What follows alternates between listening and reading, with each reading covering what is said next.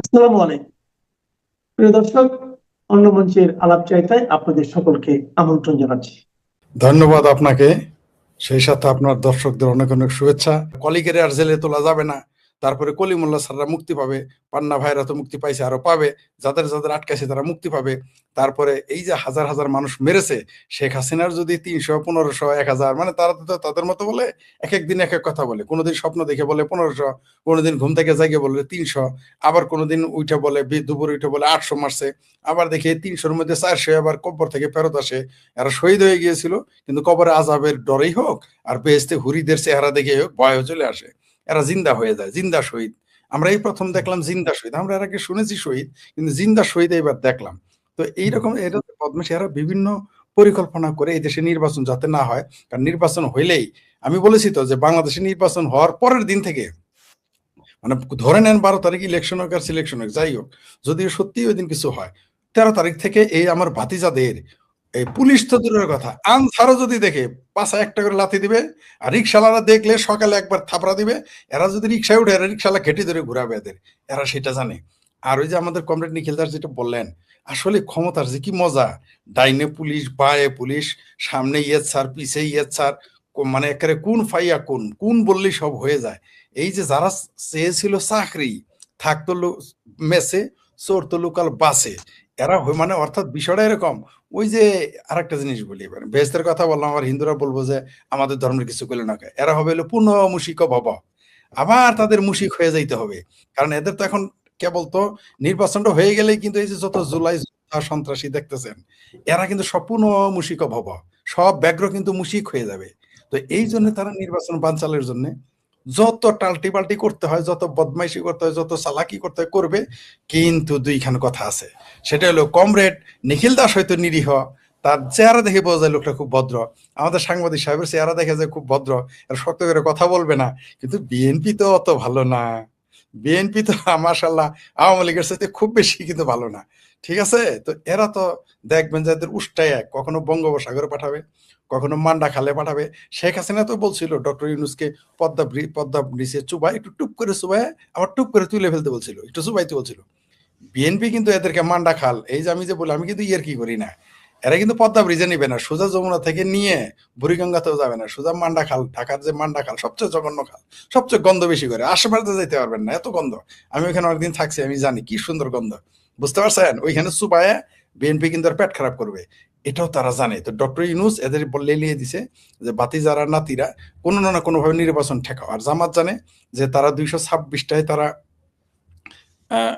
226 আসনে তারা ইলেকশন করবে। মার্শাল্লাহ 2+2 4 আর যোগ 6, এই 10টা আসনে তারা পাবে না, তারা ভালো করেই জানে। কারণ তারা যত চালাকি করুক, যত কিছুই করুক, এরা কমিউনিস্টদের যতই বলুক কমিউনিস্টরা খুব ছোট দল, জামাত কিন্তু অত বড় দল না। ওই যে গুনে গুনে ওই যে এক কুমেরি 7বার দেখাইতে হবে তাদেরও। এদের কমিউনিস্ট পার্টি বা বামপন্থীরা খুবই দুর্বল, কোনো সন্দেহ নাই। তাদের মধ্যে বিভ্রান্তি আছে, কোনো সমস্যা নাই, সন্দেহ নাই। তাদের জনবল কম কোনো, কিন্তু তারা কিন্তু জনসভা করে। এই যে আমাদের নিখিল দাসরা কিন্তু 10 জন লোক হইলেও লেখে জনসভা, জামাতের রাজ পর্যন্ত কিন্তু জনসভা করতে পারে নাই, অদূর ভবিষ্যতে পারবে না। তারা জানে যে কমিউনিস্ট পার্টি জামানত হারাবে, আর বামেরা হয়তো জামানত হারাবে, আর আর আর আপনার যারা জামাত, তারা জামানত হারানোর চেয়ে একটু উপরে থাকবে, মানে 100-র মধ্যে তারা পাবে 10, বামেরা পাবে 3, এই তো পার্থক্য, ওই 10-এর উপরে আর যাবে না। তো এই জন্য তারা নির্বাচন বানচাল করতে যা যা করতে তা করবে। কারণ এই জামাত, এই স্বাধীনতা বিরোধী রাজাকার আলবদররা, এই দেখেন চরমনায় পীরের সাথে এখন থাকতে পারতেছে না, নিজেরা নিজেরা ভাগানে লেগে গেছে। ইসলামী আন্দোলন নাম দিছে, আসলে তো ইসলামী আন্দোলন না, ওটা পাকিস্তান আন্দোলন। বাংলাদেশে কোনো ইসলামী দল নাই, সব পাকিস্তান শব্দ লিখতে ভয় পায়, তাই ইসলাম শব্দ আগে পিছে যুক্ত করে। জামাতে ইসলাম ইসলাম, আর এটা হলো এক রাজাকার পাকিস্তানপন্থী, আলো ইসলামী আন্দোলন, এর আগে ইসলাম লাগাইছে, এরা পিছনে ইসলাম লাগাইছে, কিন্তু ঘুরে ফিরে একটাই, তরমুজ চাকুর উপরে পড়লেও যা, চাকু তরমুজের উপরে পড়লে যা। ইসলামের লাগায়, কারণ জানে যে পাকিস্তান লাগাইলে পাবলিক বঙ্গোপসাগরের নিয়ে চুবাবে, এই জন্য তারা এগুলো লাগায়, সেটা আলাদা কথা। তো এই ইসলামী আন্দোলনে কিন্তু ফেলাইছে জামাতের অংশতে। কারণ কি, 2 দিন আগে জামাতের কুকুর হয়ে কিন্তু ভোগ ভোগ করলো, ভোগাইলো, কেউ কেউ ঘেউ ঘেউ করলো। কয়দিন আগে বিএনপির ছেসরা সাদাবাজ, আওয়ামী লীগের শাহী সাদাবাজ, কত রকম গালি দিল রং বেরঙের। এখন তারা লেগে গেছে, এখন বলতেছে জামাত হলো ইসলামী দল না, তারা আমাদের সামনে বলে ইসলাম কায়েম করবে, রাষ্ট্রদূত অন্য বিদেশি রাষ্ট্রদূতের সামনে বলে যে সেগুলার, তারা রাষ্ট্র গণতন্ত্র চায়। এই যে তাদের মধ্যে লেগে গেছে, এই যে মুনাফিকি, এটা এখন পরিষ্কার হয়ে গেছে সামনে। তারা জানে, তার মানে কি, তার মানে জামাতের অবস্থা আগের চাইতে আরো খারাপ হবে। তাই তারা ইলেকশন চাইবে না। আর ডক্টর ইউনূস চিন্তা করতেছে মরার আগের দিন পর্যন্ত, অর্থাৎ পাবলিকে পেটে পাড়া দিয়ে নারী বুড়ি বাড়ি করার আগের দিন পর্যন্ত ক্ষমতায় থাকতে চাইতেছে। আর আমাদের ভাতিজারা তো স্বপ্নেই দেখতেছে যে শ্বশুরের চাকরি দিছে, এরপরে শাশুড়ির চাকরি দিব, তারপর শালা শালিকে চাকরি দিবে। এই স্বপ্নে তারা এখন বিভোর, কারণ ক্ষমতা থেকে চলে গেলে তো বেকার, এবং বেকার নাই বার বেগারে পরিণত হবে। আর যদি কপাল আর একটু খারাপ হয় তাহলে পাবলিক পেটে পাড়া দিয়ে নারী বুড়ি বাইর করবে। সেই জন্য তারা নির্বাচনে বাধা দিতে যা যা করতে হয় তারা করবে। এরা আসলে এখন বিএনপি ছাড়া আর আমার এই যে প্রিয় নিরীহ বামপন্থী লোক দল ছাড়া কেউ আসলে নির্বাচন চায় না। না জামাত নির্বাচন চায়, না চরমোনাই নির্বাচন চায়, না ওই হেফাজত নির্বাচন চায়, না না আপনার ওই ইনকেলাব মঞ্চ, ফিনকেলাব মঞ্চ, তারপর আমার ভাবি পোলাদের দল বৈষম্য বিরোধী নাকি কৈষম্য, তারপর এনসিপি ন্যাশনাল চিলড্রেন, এগুলি কেউ নির্বাচন চায় না। কারণ শ্বশুরবাড়ি খাওয়া আর বালুর চরে হাগা, সোজা কথা প্যারাডাইজ লস্ট কেউ চাইতে চায় না।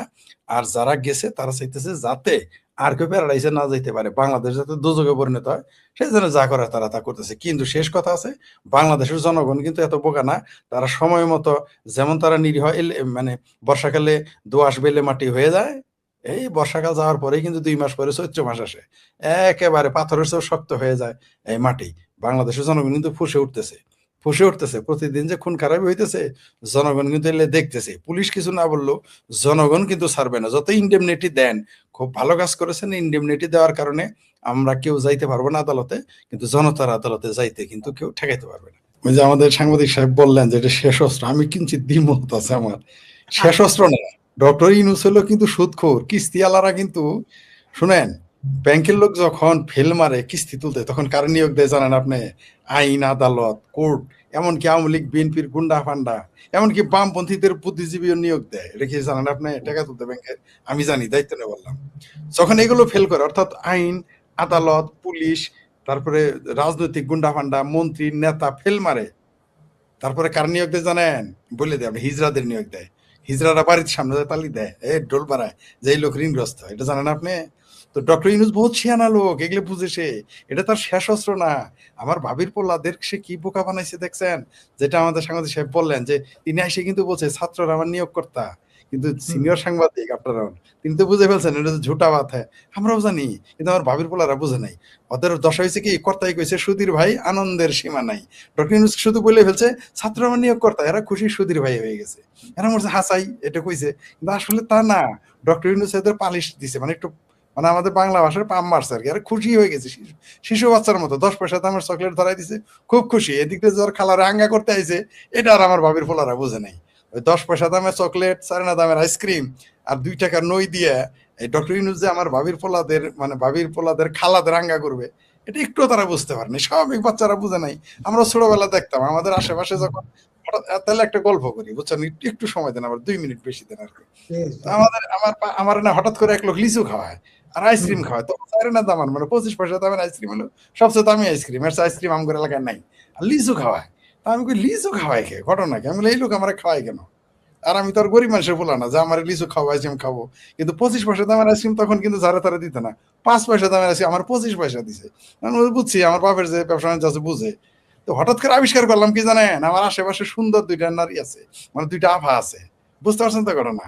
মানে আসলে আমার আইসক্রিম খাওয়ায় না, আমার লিচু খাওয়ায় না, আসলে তার কিছুদিন পরেই দেখি আমার সিটি ধরাই দিছে। আমি তো ছোট, প্রাইমারিতে পড়িস, 5-এ পড়ি, বুঝেন না, আমার সিটি ধরাই দিছে। আমি বলবো এটাই আসল উদ্দেশ্য, কেন আমার লিচু খাওয়া? আমার শেষে কাশিদ বানাবে, কাশিদ, আজা কাশিদ, ঠিক আছে, কাশিদের কাছে চিঠি পাঠাবে। যাই হোক, এটা পরে বুঝতে পারলাম আর কি, তারপরে আমি খাওয়া বাদ দিছি। তো এই আমার ভাতিজার পোলারা, ভাবির পোলারা, এরা করছে কি, এরা বুঝতে পারে নাই যে এদের এরকম আইসক্রিম খাওয়াইতেছে কেন, 10 পয়সার চকলেট, লিচু, এটা বুঝতে পারে নাই। বুঝবে আর কয়দিন পরে, জাস্ট 12 তারিখ আসতে দেন, নির্বাচন হোক বা না হোক, ইলেকশন হোক না হোক, সিলেকশন হোক বা না হোক, 12 তারিখের পরে আমাদের ভাবির পোলাদের কিন্তু ঘুম আরাম হয়ে, অলরেডি ওদের ঘুম আরাম হয়ে গেছে। ওয়েস্টিনে কিন্তু এখন আর তারা খাইতে গেলে কিন্তু এখন কিন্তু তারা ঘুমের ট্যাবলেট খায় ঘুমায়। আপনি এটা খোঁজ নিয়েন, আপনি নিশ্চিত থাকেন এরা এখন ঘুমের পরীক্ষা, এদের ঘুমায় না। কারণ যতই দিন যাচ্ছে এদের বুকের ভিতর থরবর থরবর করে, হায় হায় প্যারাডাইস লস্ট, প্যারাডাইস, ধন্যবাদ সাংবাদিক সাহেব আমাকে শব্দ উচ্চারণ করে মনে হয় প্যারাডাইস লস্ট, প্যারাডাইস লস্ট, সারাদিন বসবে ইয়ানাপসি ইয়ানাপসি ইয়ানাপসি শুরু করে দিছে। বুঝতে পারছেন? এটা হলো এরা এরা ওই যে যেটা বলছে পুনর্মসিক ভাব, এই ভয়ে তারা যা ইচ্ছা তাই করতেছে। আর ইউনূসের কথা যেটা বললেন, এটা আপনি যেটা বলছেন এটা সত্যি, যে সরকার কে চালায়, এটা খালেদা জিয়ার নাতনি তারেক রহমানের কন্যা বলে দিয়েছে কি বলেছে? যে এই সরকার হচ্ছে জামাত নিয়ন্ত্রিত ইউনূস সরকার। সে বলেছে, আমরা এটা বললে ভারতের দালাল হইতাম, তারপরে হাসিনার দোসর হইতাম, তারপর মোদির দোসর হইতাম, কত কথা বলতো। ভাগ্যিস আমাদের কাজটা তারেক রহমানের কন্যা করে দিয়ে গেছে, বলে দিয়ে গেছে যেটা ইউনূস নিয়ন্ত্রিত, জামাত নিয়ন্ত্রিত ইউনূস সরকার। এটা তো সত্যি। আর ইউনূস সাহেব তাহলে আছে মরার আগের দিন পর্যন্ত, মানে যতদিন পাবলিক পেটে পাড়া না দেয় তার আগের দিন পর্যন্ত তিনি এই কুরসি ছাড়বেন না। ওই যে আমাদের কমরেড সাহেব বলছেন না যে ওই ক্ষমতার মোহর, আহা! ডক্টর ইউনূস যদি এখন ক্ষমতাটা ছেড়ে দেয়, প্রথমত তার প্রটোকল নাই, দ্বিতীয়ত তারা আর কেউ ডাকবে না, প্রশ্নই আসে না। এমনিতেই ইউরোপে গেলে তারা চাপরাশি এক দেশের প্রধান, তারপরেও তারা কোনো চাপরাশি এসে ওয়েলকাম জানায় না। তাহলে ক্ষমতা ছাড়লে কি হবে? কোনো ওই উবার চালক একটা আছে না আমেরিকা থেকে, ওর নাম আপনি নেন না, আমিও নিলাম না। ওই উবার চালক হয়তো তারা সেলুট দিবে না, ওইও গালাগালি শুরু করবে। আপনি দেখবেন ইউনূস যদি পাইসে থাকে সবচেয়ে বেশি গালাগালি করবে ওই উবার চালক যেটা আমেরিকা থাকে। এখন জামাত যে বলছে যে তার পাখি রক্ত নাকি পি পজিটিভ, ওরা কিন্তু বেশি গালাগালি করবে, জামাতই বেশি গালাগালি করবে। আপনি এখন দেখতেছেন না ইসলামী আন্দোলন কিভাবে জামাতের গালি দিতেছে? কয়দিন আগে দেখলেন জামাতের পক্ষে দালালি করলো চরমোনাই, এখন দেখবেন চরমোনাই জামাতের গালি দিবে। আপনি নিশ্চিত থাকেন এরা এরাই গালাগালি করবে। আমরা শুধু দেখবো, আমরা দর্শক হয়ে দেখবো। কিন্তু আমার মধ্যে থেকে এই যে আমাদের কমরেড নিখিল দাসেরা, এরা এরা যে কোন দিকে যাইতেছে আর কোন দিকে যাইতেছে না কিছুই বুঝতেছি না। কেন যে নির্বাচনে ইলেকশন করে ওই টাকা 1 লাখ টাকা লস করলো আমি জানি না। কারণ এই নির্বাচন তো হবে না, হইলেও তো এদের জামানত তো এমনিও থাকবে না, আর এদের পাশ করতে দিবেন না। মনে করেন কমরেড নিখিল দাস পাশ করলো, আপনার কি ধারণা তার নামে গ্যারান্টি তারা কি দিবে, পাশ করতে দিবে? কমরেড নিখিল দাস যদি পাশ করেও, মনে করেন ধরে নিলাম আওয়ামী লীগের সব লোক বা যারা এই সরকার রাগ করছে সবাই মিলে যায় কমরেডদের কোনোদিন ভোট দেনে আজকে একটা হাতুড়ি মার্কায় ভোট দিয়ে আসি, বা কাস্তি মার্কায়, বা এই মার্কা সেই মার্কা, যেটা মার্কা বাম দিয়ে একটা ভোট, নিরীহ লোক ভদ্রলোক দেই। মনে করেন আমিও 10টা ভোট তো তার বাড়াবোই, কোনো সন্দেহ নেই। যেমনি হোক নিখিল দাসের 10টা ভোট তো আমি বাড়াবোই, পাশ করুক আর ফেল করুক। এরকম কেউ যদি মনে করেন আপনি আমার মতো এরকম বাড়াইতে থাকে, ধরেন সে পাশ করলো, ধরেন পাশ করলো, আপনার কি ধারণা ডিক্লেয়ার দিবে? আপনি পাগল হয়েছেন যে কমরেড নিখিল দাস পাশ করলে তারে পাশ করতে তার ডিক্লেয়ার দিবে? কোনোদিনই দিবে না। সে যদি 1 লাখ ভোট পায়, ওটারে ওই 1 লাখের 99,000 কাটবে, বলবে যে 1,000 ভোট পাইছে। আরে না, কারণ হইলো একদিকে তারা আরে বাপরে বামপন্থী লোকের ক্ষমতায় দিবে, পাগল হয়েছেন নাকি আপনি? আর বামপন্থীদের যদি ক্ষমতায় দিত তাহলে ওই যে ছায়ানটের আগুন লাগায়, উদ্দিসিতে আগুন লাগায়, এখন পর্যন্ত কিন্তু শুনেন পাকিবাদীর পোলা হাদি, কোথাকার কোন হাদি, শুক্র করে 8 দিন 1 সপ্তাহের রাজনীতি, মানে জুম্মায় রাজনীতিবিদ, যার রাজনীতি মুসলমানই হয় নাই, তার জন্য তারেক রহমান পোস্ট দেয়, তার জন্য বাংলাদেশ কেঁপে যায়, তার জন্য জামাতি জানাজা হয় লাখ লাখ লোক। আজ পর্যন্ত উদ্দিসি আর সাইনুর বিষয়ে একটা লোকের যাইতে দেখছেন? ক্ষমতায় কিন্তু 2জন প্রগ্রেসিভ, একটা হলো রেজনা। এই রেজনার জন্য কমরেড নিখিল দাসের লোকজন আমরা নিজেরা আন্দোলন করছি, করি নাই? রেজনার জন্য আমরা মানববন্ধন করছি। ওই রেজনা তো একবারও গেল না। এখন বামপন্থীদের যখন ধরে ধরে পিঠায় গালাগালি করে মারে, ওই দেখলাম না তো উদ্দিসির অফিসে গেল, ছায়ানটে গেল, গেল না তো, যায় নাই। কিন্তু আমি শেখপুরে একটা জিনিস বলে রাখি, যদি কোনোদিন আওয়ামী লীগ ক্ষমতায় আসে আর যদি এই যে কমরেড নিখিল দাসদের উপর আক্রমণ করে, আমি প্রতিবাদ করবো, আমি যাবো, আমি বলবো না এটা করতে দিব না। ছায়ানট আক্রমণ করলে আমি যাবো, কই একজন তো গেল না। এখন উদ্দিসের উপর আক্রমণ করবে আমি জানি আওয়ামী লীগ, কিন্তু আমি যাবো, ফেরাইতে যাবো যদি আমি বেঁচে থাকি। কিন্তু এই যে এত ভালোবাসে, ছায়ানটের জন্য তো একটা লোক গেল না। কিন্তু যদি করে আর কি, সেটা বলছি, যদি কোনোদিন করে আমি যাব দেখতে। কিন্তু আমি তাদের মতো সিম্প্যাথি জানানো যায়। এই যে উদ্দিসি অফিসে গেছে, এই যে উদ্দিসি অফিসটা যে বন্ধ, ছায়ানটের এত ঘটনা ঘটলো, একটা সরকারের প্রতিনিধি ওইখানে গেছে, আপনি দেখাইতে পারবেন? এর কারণ এরা চিনে যে দিন শেষে প্রগ্রেসিভ কোনো মানুষকে এরা পছন্দ করে না। আমিও চাই কমরেড নিখিল দাস ক্ষমতায় আসুক, আমার আপত্তি নাই। আচ্ছা আওয়ামী লীগ ভালো না, কমরেড মঈনুদ্দিন খাদুলের ভাষায় বলি, ধরে নিলাম শেখ হাসিনা ভালো না, আসেন আপনারা ক্ষমতা। ইউনূস কেন? ইউনূস কে? সে হলো একজন আদম ব্যাপারী। মানুষ, মানুষের কিন্তু সর্বশেষ পরিচয় আসল পরিচয়, ঠিক আছে? তার সর্বশেষ পরিচয় হলো তিনি আদম ব্যাপারী। এটা আমিও বলি নাই, আপনিও বলেন, নিজেই নিজের সাক্ষী তিনি আদম ব্যাপারী। নিরাপত্তা দিতে কারোরই আসে নাই। জুলাই যোদ্ধা বলেন আর সন্ত্রাসী বলেন, এদের সে ব্যবহার করতেছে, তাই এদের নামে, এটা তাদের ব্যাপার। জুলাই যোদ্ধাদের সে কি দিল না দিল আমার, তাদের ঘরে বাইরে ব্যাপার, তাদের কথা বাদ। এবার আসে নির্বাচন, সশস্ত্র বিপ্লব করবে, ভাবির পোলাদের এবার নামতে বলেন। পাবলিক সটায় না, যমুনা নদী পার করবে। পাবলিকের 2বার বোধাই বানাবেন আপনি? মানুষ তো গাদা না, মানুষ তো মানুষ। ওই ওই 24 আগস্টের, এই 5ই আগস্টে নামাইতে পারছিলেন, দেখে আবার নামাইতে পারবেন? পাবলিক বুঝে গেছে। পাবলিক রাস্তায় কিরকম গালাগালি করতেছে আমার ভাবির পোলাদের, দেখতেছেন না? কিরকম তারা প্রতিবাদের মুখোমুখি হইতেছে, দেখতেন কি আওয়ামী লীগ করে তারা? নামতে বলেন। অত নালি আদেশ না, এবার নামলে না পাবলিক ফেটে পাড়াতে গোবাইর করবো। ওই দিন বাগে খাইছে যে ডাক দিলে 500 লোক আসবে, বুঝতে পারছেন? বা 5,000 লোক আসবে। কারণ পাবলিক বুঝে ফেলছে যারা ষড়যন্ত্র করে, যেটা আমাদের সাংবাদিক সাহেব বলে গেছেন যে এটা তো আন্দোলন ছিল না, এটা ছিল ষড়যন্ত্র। দিনে দিনে প্রমাণ হইছে। শেখ হাসিনা ইরানের খোমেনির মতো শক্তিশালী অবস্থানে যাইতে পারে নাই। সে ভাবছে জনগণের লাশ কিভাবে, এত লাশের দরকার নাই। খোমেনির মতো যদি ডলা দিত এগুলো সোজা হয়ে যাইত। এই জুলাই যোদ্ধারা হলো শক্তের ভক্ত, নরমের জম। এদের বদমাইশি মানুষ চিনে ফেলছে। এরা যত চালাকি করুক, নির্বাচন না দিলেও এরা থাকতে পারবে না, নির্বাচন দিলেও এত কোনো আলাপই নাই, বেকার। নির্বাচনের মাঠে নেই আওয়ামী লীগ, কিন্তু একদিকে অন্তর্বর্তী সরকারের কর্তা ব্যক্তিরা, অন্যদিকে সরকারের মিত্র রাজনৈতিক দলগুলো চোখের আড়াল হলেও আওয়ামী লীগকে যেন চোখের আড়াল করতে চাইছে না। আর তাই নিরুত্তাপ ভোটের মাঠে সবচেয়ে বেশি উচ্চারিত নাম আওয়ামী লীগ। আবার সরকার ও সরকারের মিত্রদের কাছে সবচেয়ে বড় দুশ্চিন্তা হয়ে উঠেছে আওয়ামী লীগ। ভোটের মাঠে থাকা সাইজে বড় থেকে ছোট, প্রধান থেকে কিংস পার্টি সবাই ব্যস্ত আওয়ামী লীগের ভোট ব্যাংককে নিজেদের পক্ষে আনতে। মাছের মায়ের পুত্র শোকের মতোই মাত্র কয়েক মাস আগেও যারা দলটির কার্যক্রম নিষিদ্ধ করায় উচ্ছ্বসিত ছিলেন, তারাই এখন সহমর্মিতার বন্যা বইয়ে দিচ্ছেন। ভোটের মাঠে দাবি করেছেন আওয়ামী লীগ একটি আদর্শের নাম, যাকে বাংলাদেশ থেকে মুছে দেয়া সম্ভব নয়। অথচ এই একই কথা বলে 2024 সালের আগস্টে পোর্টফোলিও খুইয়েছিলেন উপদেষ্টা সাখাওয়াত হোসেন। সরকার সমর্থকদের বাতাস বুঝে পাল তোলার এমন ধারায় স্পষ্ট হয়ে উঠেছে আওয়ামী লীগ থাকবে না দাবিটি ছিল এক অশ্বডিম্ব। মিত্রদের চিন্তা যখন আওয়ামী লীগের স্থায়ী এবং একনিষ্ঠ ভোট ব্যাংক, তখন অন্তর্বর্তী সরকারের শীর্ষ ব্যক্তিদের দুশ্চিন্তা কার্যক্রম নিষিদ্ধ থাকা দলটি বাড়াচ্ছে দ্বিগুণ হারে। একদিকে আছে বিদেশিদের চাপ, আরেকদিকে আছে শেখ হাসিনার ভোট বর্জনের ডাক। আওয়ামী লীগের ভোট ব্যাংকে কেন্দ্রে আনা না গেলে সরকার ঘোষিত ইতিহাস সেরা নির্বাচন আর গণভোটে কাস্টিং ভোটের হার ইতিহাসের সেরা লজ্জা পেতে পারে। সে কারণে আওয়ামী লীগ সমর্থকদের জন্য ভোটে উপযুক্ত প্রার্থীর প্যাকেজের ব্র্যান্ডিং শুরু করেছে সরকারের পিআর টিম। তবে এর পরেও সাড়া নেই আওয়ামী লীগ সমর্থকদের মধ্যে। কিভাবে আওয়ামী লীগের ভোটারদের কেন্দ্রে আনা যায় তা নিয়ে চলছে সরকার ও সরকারের মিত্রদের মধ্যে আলোচনা। নির্বাচনের রেকর্ড বলছে বাংলাদেশে 1991 সাল থেকে 2008 সাল পর্যন্ত মোট 4টি নির্বাচন হয়েছে, যেগুলো অবাধ, সুষ্ঠু, নিরপেক্ষ ও অন্তর্ভুক্তিমূলক হিসেবে ব্যাপকভাবে প্রশংসিত। এই 4টি নির্বাচনে আওয়ামী লীগের প্রাপ্ত ভোট ছিল 30% থেকে 48% পর্যন্ত। এমনকি 1991 এবং 2001 সালে আওয়ামী লীগ আসন কম পেলেও দলটির ভোটের হার কমেনি। 1991 সালে দলটি আসন পেয়েছিল 88টি, কিন্তু ভোট পায় 30.08%। আর 2001 সালে মাত্র 58 আসন পেলেও ভোট পেয়েছিল 40%-এর উপরে। 2024 সালের 5ই আগস্টের পর দৃশ্যপট পাল্টে গেলে গত বছরের 12ই মে দলটির কার্যক্রম নিষিদ্ধ করা হয়। এ কারণে ত্রয়োদশ জাতীয় সংসদ নির্বাচনে দলটি মাঠে নেই।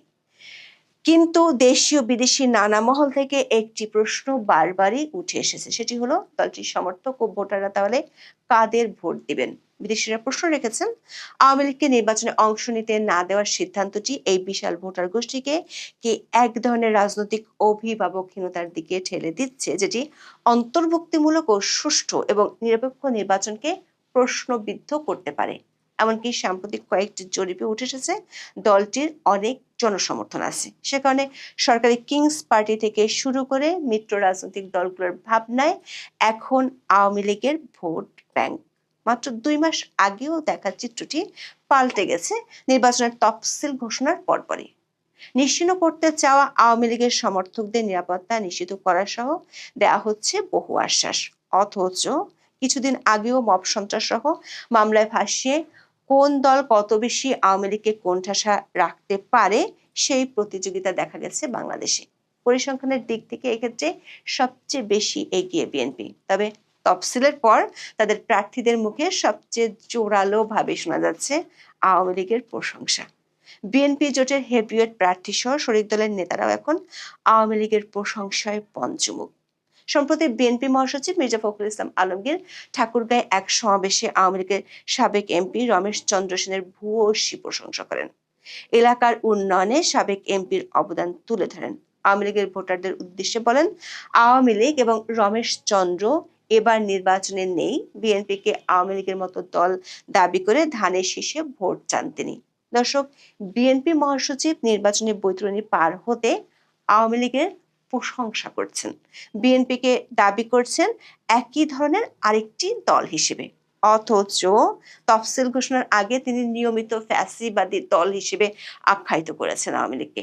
এমনকি নির্বাহী আদেশে দলটিকে নিষিদ্ধ করার পরই অন্তর্বর্তী সরকারকে জানিয়েছিলেন অভিনন্দন। তখন এক বিবৃতিতে বিএনপির পক্ষ থেকে আনন্দ প্রকাশ করেন মির্জা ফখরুল ইসলাম আলমগীর।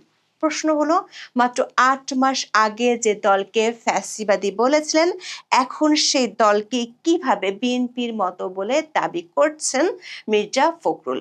আবার এখন তিনি যে রমেশ চন্দ্র সেনের প্রশংসায় পঞ্চমুখ, তাকে ঠাকুরগাঁও থেকে গ্রেপ্তার করা হয় ২০২৪ সালের ১৬ই আগস্ট। এরপর ঢাকা সহ বিভিন্ন এলাকায় হওয়া হত্যা মামলায় কারাগারে পাঠানো হয়। এর মধ্যে একটিতে জীবিত ব্যক্তিকে নিহত দাবি করে মামলার প্রমাণও পরে পাওয়া গেছে। মিথ্যা তথ্যের ভিত্তিতে করা এই মামলা গত ডিসেম্বরে চূড়ান্ত প্রতিবেদন দেয় ঢাকার গোয়েন্দা পুলিশ। এতে শেখ হাসিনা, রমেশ চন্দ্র সহ ৪২ জনকে অব্যাহতি দেওয়ার সুপারিশ করা হয়। মির্জা ফখরুলের আওয়ামী লীগের প্রশংসার পর প্রশ্ন উঠেছে, নিজ এলাকার একজন প্রবীণ নেতার উপর হয়রানি ঠেকাতে ১.৫ বছরে তিনি কতটা আন্তরিক ছিলেন। ভোটের মাঠে নানামুখী মেরুকরণে কেবল মির্জা ফখরুল নয়, বিএনপি জোটের সব প্রার্থী এখন আওয়ামী আনুকূল্য লাভের চেষ্টায় মরিয়া। সাবেক অ্যাটর্নি জেনারেল মোহাম্মদ আসাদুজ্জামানের বক্তব্যের একটি ভিডিও সোশ্যাল মিডিয়ায় ছড়িয়ে পড়েছে। এতে শোনা যায়, ৫ই আগস্টের পর আদালতে আওয়ামী লীগকে নিষিদ্ধের রিট ঠেকাতে নিজের ঘাম ঝরানোর বিবরণ দিচ্ছেন আসাদুজ্জামান। আওয়ামী লীগ নিষিদ্ধ ও নিবন্ধন বাতিল চেয়ে ২০২৪ সালের ১৯শে আগস্ট সারডা সোসাইটি নামে একটি সংগঠনের পক্ষে হাইকোর্টে রিট করা হয়। তবে সরকারের পক্ষে এর বিরোধিতা করে আদালতে যুক্তি দেন তখনকার অ্যাটর্নি জেনারেল আসাদুজ্জামান। দর্শক, অ্যাটর্নি জেনারেল একটি সাংবিধানিক পদ এবং তিনি রাষ্ট্রের পক্ষে আদালতে লড়াই করেন, অর্থাৎ রাষ্ট্রের দৃষ্টিভঙ্গি তিনি তুলে ধরেন আদালতে। তবে এতদিন বাদে ভোটের মাঠে নেমে আদালতে সেই লড়াইকে নিজের ব্যক্তিগত অবস্থান হিসেবে জাহির করতে চাইছেন আসাদুজ্জামান। ঝিনাইদহ ১ আসনে ধানের শীষের এই প্রার্থী এক পথসভায় দাবি করেন, আওয়ামী লীগ একটি আদর্শের নাম, কোন রাজনৈতিক আদর্শকে হত্যা করাকে সমর্থন করেন না বলেই তিনি ২০২৪ সালে রিটটির বিরোধিতা করেছিলেন। অথচ গত বছরের জুলাইও ঠিক উল্টো কথা শোনা গিয়েছিল তখনকার অ্যাটর্নি জেনারেলের কণ্ঠে। আওয়ামী লীগের পক্ষে সবাইকে অপরাধী হিসেবে তিনি দাবি করেন। সাংবাদিকদের তিনি বলেছিলেন, নিষিদ্ধ আওয়ামী লীগকে যারা সহযোগিতা করবে তারাও অপরাধী। সরকারের নির্বাহী আদেশের পক্ষে সাফাই গেয়ে বলেন, আওয়ামী লীগ এখন নিষিদ্ধ সংগঠন, এই নিষিদ্ধ সত্তাকে প্রত্যক্ষ বা পরোক্ষভাবে যারা সহযোগিতা করছে তারাও অপরাধী হিসেবে বিবেচিত হবেন। তবে সেই আসাদুজ্জামানই এখন ভোট পেতে সুর বদলে ফেলেছেন। যে দলটি কয়েক মাস আগেও তার কাছে ছিল ফ্যাসিস্ট, এখন তারাই হয়ে গেছে চিরঞ্জীব একটি আদর্শ। বহুরূপী এই ডিগবাজি বাংলাদেশের ভোটের রাজনীতিতে খুবই পুরনো দৃশ্য। প্রশ্ন হলো, নতুন বন্দোবস্ত কায়েমের উদ্যোক্তাদেরও কেন পুরনো পথে হাঁটতে দেখা যাচ্ছে?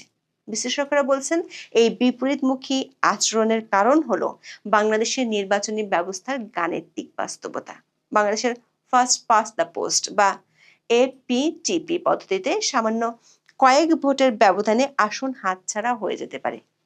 আওয়ামী লীগের ৩০% ভোট যদি কোনো একটি দলের পক্ষে চলে যায় বা তারা যদি ভোট দিতে না গিয়ে টার্ন আউট কমিয়ে দেয়, তবে বিজয়ী প্রার্থীর বৈধতা যেমন সংকটে পড়বে, তেমনি প্রতিযোগিতায় হেরে যাওয়ার ভয়ও থাকবে। দর্শক, আওয়ামী লীগ যে একটি বড় দল সে কথা বলে নিজের পোর্টফোলিও খুইয়েছিলেন উপদেষ্টা অবসরপ্রাপ্ত ব্রিগেডিয়ার জেনারেল সাখাওয়াত হোসেন। ২০২৪ সালের ১২ই আগস্ট তিনি বলেছিলেন, আওয়ামী লীগ একটা বড় দল, বাংলাদেশে আওয়ামী লীগের অনেক অবদান আছে যেটা অস্বীকার করা যায় না। এর পরপরই ব্রিগেডিয়ার সাখাওয়াতকে স্বরাষ্ট্র মন্ত্রণালয়ের দায়িত্ব থেকে সরিয়ে দেওয়া হয়। দর্শক, বিএনপির জোট সঙ্গী নুরুল হক নূর তো ঘোষণা দিয়েই ফেলেছেন, এলাকার আওয়ামী লীগ সমর্থকেরা নাকি তাকে ভোট দিতে উন্মুখ হয়ে আছে। এমনকি আওয়ামী লীগের সমর্থকদের শতভাগ ভোট পাওয়ার নিশ্চয়তা দিতেও ছাড়েননি। অথচ গত ১.৫ বছরে আওয়ামী লীগ, ১৪ দল, এমনকি জাতীয় পার্টির ভোটে অংশগ্রহণ ঠেকাতে অগ্রবর্তী ভূমিকা দেখা গেছে নূরকে। এখন বিএনপির বিদ্রোহী প্রার্থীর জনপ্রিয়তার মুখে কাছে পেতে চাইছেন আওয়ামী লীগকে।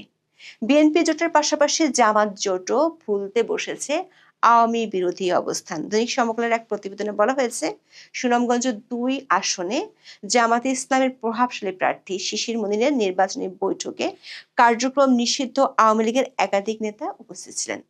তার এক সভায় গোলাপ মিয়া নামের এক আওয়ামী লীগ নেতার বক্তব্য ফেসবুকে স্থানীয়ভাবে ভাইরাল হয়েছে। একই আসনে বিএনপি মনোনীত প্রার্থী নাছির উদ্দিন চৌধুরী সাবেক মন্ত্রী প্রয়াত সুরঞ্জিত সেন গুপ্তর ছেলে সৌমেন সেনগুপ্তকে মাঠে নামানোর চেষ্টা করছে। দর্শক, সারা দেশে দেখা যাচ্ছে একই ধরনের চিত্র। বিবিসি বাংলা, বাংলা নিউজ সহ একাধিক সংবাদ মাধ্যমের প্রতিবেদনে বলা হয়, বিএনপি, জামাত, এনসিপি সহ বিভিন্ন দলের প্রার্থীরা আওয়ামী লীগের সাধারণ কর্মী, সমর্থক, ভোটারদের দ্বারে দ্বারে যাচ্ছেন। পর্দার অন্তরালেও বিভিন্ন পর্যায়ে নেতাদের সঙ্গে যোগাযোগ করছেন। মামলা, গ্রেপ্তার থেকে বাঁচানোর আশ্বাস দিচ্ছেন অনেক প্রার্থী। গোপালগঞ্জের মতো আওয়ামী লীগের সবচেয়ে শক্ত ঘাঁটিতেও দেখা যাচ্ছে একই দৃশ্য।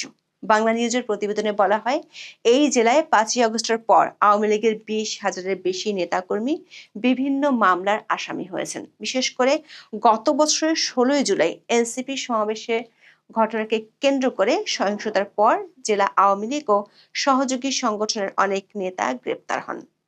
আবার মামলার আসামি হয়ে পালিয়ে বেড়াচ্ছেন অনেকে। আর এই সুযোগটি নেয়ার চেষ্টা করছে বিএনপি, জামাতের প্রার্থীরা। সবাই নিরাপরাধ আওয়ামী লীগের কর্মী সমর্থকদের গ্রেপ্তার বা হয়রানি না করতে প্রশাসনকে অনুরোধ করেছেন। প্রশ্ন হলো, এসব আশ্বাসের উপর কতটা বিশ্বাস রাখবেন আওয়ামী লীগের মাঠ পর্যায়ের কর্মী সমর্থকেরা? বিশেষ করে 1.5 বছর ধরে চলা সহিংসতার ক্ষত এবং দল নিষিদ্ধ করার আঘাতের উপশম আদৌ কি হবে এই সময়ের প্রতিশ্রুতিতে? আবার দলের শীর্ষ নেতৃত্ব যেখানে ভোট বর্জনের ডাক দিয়েছেন, তাতে একতরফা নির্বাচন কতটা আগ্রহ থাকবে মাঠ পর্যায়ে? দর্শক, দিল্লি থেকে সাবেক প্রধানমন্ত্রী শেখ হাসিনা ভোট বর্জনের ডাক দিয়ে অন্তর্বর্তী সরকারকে দুশ্চিন্তায় ফেলে দিয়েছেন। ভারতীয় সংবাদ মাধ্যম এই সময় 17ই জানুয়ারি আওয়ামী লীগের সভাপতি শেখ হাসিনার একটি সাক্ষাৎকার প্রকাশিত হয়েছে। সেখানে তিনি আওয়ামী লীগকে বাইরে রেখে নির্বাচনের পরিকল্পনার কড়া সমালোচনা করেন। প্রশ্ন তুলে বলেন, ফেব্রুয়ারিতে নির্বাচন হবে কিনা তার চেয়ে বড় কথা হলো সেই নির্বাচন অবাধ, সুষ্ঠু এবং অংশগ্রহণমূলক হবে কিনা। আওয়ামী লীগকে নিষিদ্ধ রেখে অনুষ্ঠিত নির্বাচন কেবল নামমাত্র নির্বাচন এবং তা গণতন্ত্রের প্রতি উপহাস। নির্বাচনে প্রকৃত স্বতন্ত্র প্রার্থীদের অংশগ্রহণে বাধা দেওয়ার অভিযোগ তোলেন তিনি। একাধিক সূত্র বলছে, নির্বাচনের আগে আওয়ামী লীগ ইস্যুতে সরকারের 2টি দিক থেকে চিন্তা বাড়ছে। একটি হলো বিদেশিদের চাপ। গোয়েন্দা সূত্রের খবর অনুযায়ী আওয়ামী লীগের শীর্ষ পর্যায়ের নেতাদের সাথে দেশের বাইরে ও ভেতরে বেশ কয়েকটি প্রভাবশালী দেশের কূটনীতিকদের বৈঠক হয়েছে। এরপর ওই সব দেশের প্রতিনিধিরা সরকারকে অনানুষ্ঠানিকভাবে অন্তর্ভুক্তিমূলক ছাড়া নির্বাচনের গ্রহণযোগ্যতা ব্যাপকভাবে প্রশ্নবিদ্ধ হওয়ার আশঙ্কার কথা জানিয়েছেন। কূটনীতিকরা মনে করেন, একটি বিশাল ভোট ব্যাংককে হতাশ করা বা তাদের রাজনৈতিক প্রক্রিয়া থেকে দূরে সরিয়ে রাখা দীর্ঘমেয়াদে রাষ্ট্রের স্থিতিশীলতার জন্য হুমকি হতে পারে। কারণ এরই মধ্যে সরকারের পক্ষ থেকে দলটি জনসমর্থন নেই বলে যে স্লোগান দেওয়া হয়েছিল, সেটির অসরতা সরকারের মিত্র রাজনৈতিক দলগুলোই প্রমাণ করেছে।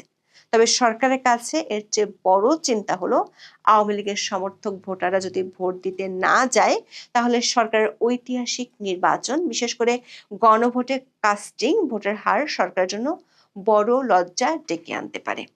12ই ফেব্রুয়ারি নির্বাচনের পাশাপাশি যে গণভোট হতে যাচ্ছে, তার মূল উদ্দেশ্য হলো জুলাই চার্টার বা নতুন সাংবিধানিক সংস্কারের উপর জনগণের সিলমোহর নেওয়া। সরকার গণভোটে হ্যাঁ ভোটের পক্ষে ব্যাপক প্রচারণা চালাচ্ছে, কিন্তু আওয়ামী লীগের 25 থেকে 30% ভোটার যদি ভোট দিতে না যায়, তাহলে সরকারের জন্য 2টি সমস্যা তৈরি হতে পারে। প্রথমটি হলো টার্ন আউট সংকট। মোট ভোটার উপস্থিতির হার যদি 40%-এর নিচে থাকে, তবে গণভোটের নৈতিক বৈধতা প্রশ্নের মুখে পড়বে। দ্বিতীয়টি হলো নেতিবাচক প্রভাব। আওয়ামী সমর্থকরা যদি সংগঠিতভাবে না ভোট দেয় বা ভোট বর্জন করে, তবে সরকারের প্রস্তাবিত সংস্কারগুলো বাস্তবায়নের ম্যান্ডেট দুর্বল হয়ে পড়বে। ফলে আওয়ামী লীগকে নিয়ে সরকার পড়েছে উভয় সংকটে। তবে এখনো পর্যন্ত সরকারের শীর্ষ কর্মকর্তা ও একাধিক গোয়েন্দা সংস্থার তথ্য মতে শেখ হাসিনার ডাকে আওয়ামী লীগের ভোটাররা ভোট বর্জন করবে। হয়তো কিছু কিছু এলাকায় যেখানে সংখ্যালঘু বেশি সেসব এলাকায় ভোটাররা নিরাপত্তার খাতিরে ভোট দিতে ভোট কেন্দ্রে যাবেন, কিন্তু তারা হয়তো কাউকে ভোট দেবেন না। এই আশঙ্কার কথা বিদেশিদের মধ্য থেকেও সরকারকে জানানো হয়েছে। সূত্রগুলো বলছে, সব মিলিয়ে সুষ্ঠু, অবাধ ও নিরপেক্ষ নির্বাচন আয়োজনের চেয়ে সরকারের চিন্তা এখন আওয়ামী লীগকে